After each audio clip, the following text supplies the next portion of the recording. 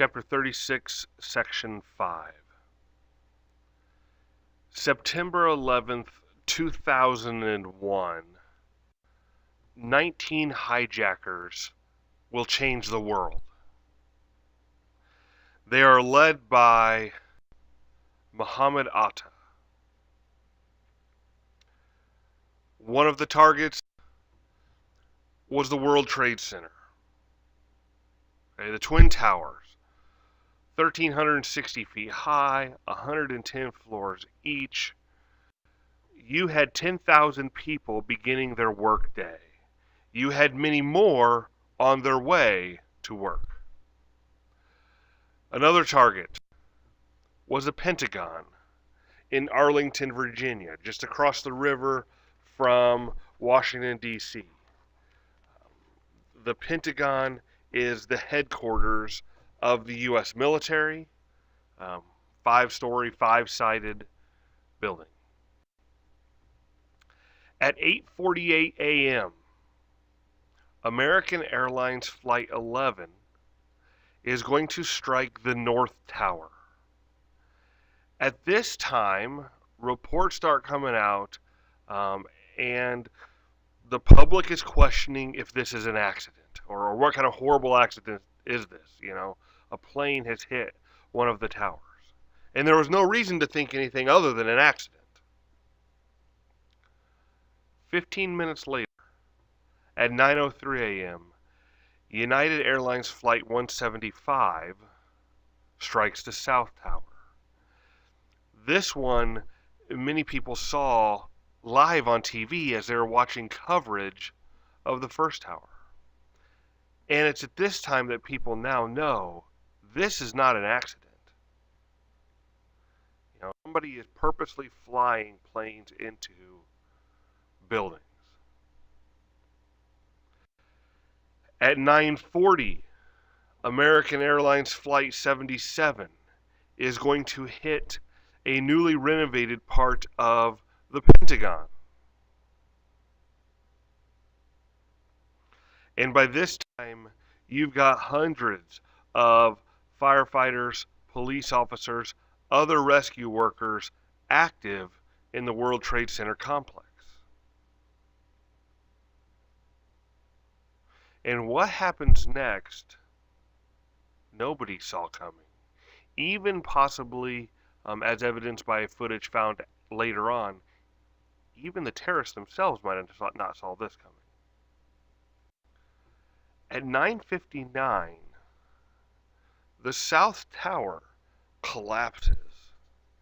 The integrity of the building weakened by these jet-fueled fires. Thousands were trapped or killed when the towers collapsed.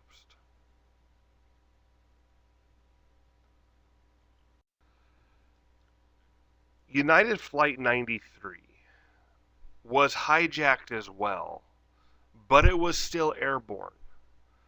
The hijackers did not take this one as early as the others. This gives the passengers on board time to make calls to their loved ones. And as they start talking to their loved ones, they discover what had happened in D.C. and in New York City. And these passengers decide or realize that they're next. Their plane is going to be flown into something, killing many more people. And they decide to try to take back the plane. And in the process, the plane is going to crash at 10:10 a.m. just outside of Shanksville, Pennsylvania.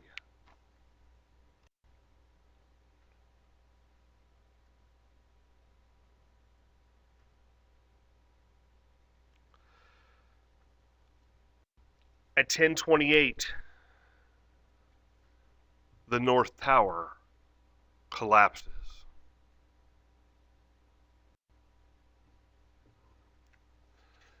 All in all, 9 other buildings either collapsed or partially collapsed along with 6 others that had major damage.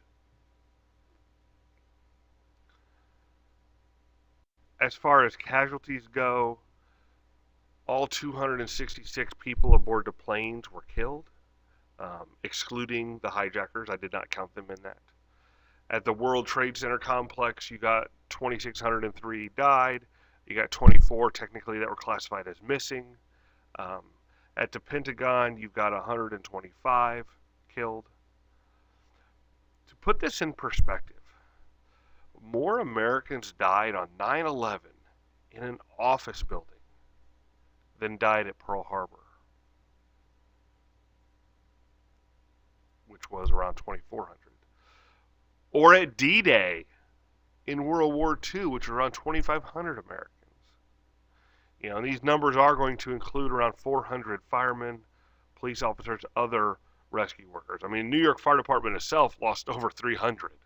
So a huge hit to the New York Fire Department. The U.S. military is going to be on full alert. The FAA, the Federal Aviation Administration, is going to ground all air traffic. You know, there were around 5,000 planes in the air over the United States when this happened. And within 3 hours, they're all on the ground. The White House is evacuated. The Capitol building is evacuated. And you're going to start having focus on rescue efforts at Ground Zero in New York City. And the guy who's going to keep New York City running was the mayor of New York City, Rudy Giuliani. Okay? And he didn't just do it for office. I mean, he was down there. He went down there to Ground Zero to help assist whatever needed to be done. And you're going to have workers working around the clock to try to find survivors. Very few will be found. And eventually efforts turn towards cleanup. Just at the Twin Tower complex, you're talking over 200,000 tons of steel, 425,000 cubic yards of concrete, 14 acres of glass. I mean, all in all, around 2 billion pounds of rubble that has to be cleared away. And it couldn't just be cleared away in bulk, it had to be gone through to find evidence or remains. As far as relief efforts go, Congress actually worked together. It didn't matter if you're Republican or Democrat. Congress worked together, passing a $40 billion relief package, you know, funding, you know, emergency assistance, national security and such. And the job of uniting the nation is going to fall to George W. Bush, who had been in office for less than a year.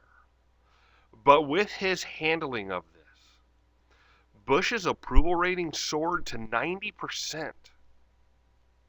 You know, and he's going to give a number of speeches keeping Americans updated, and he says in there, the U.S. will do whatever necessary to protect America and Americans. You know, people were inspired.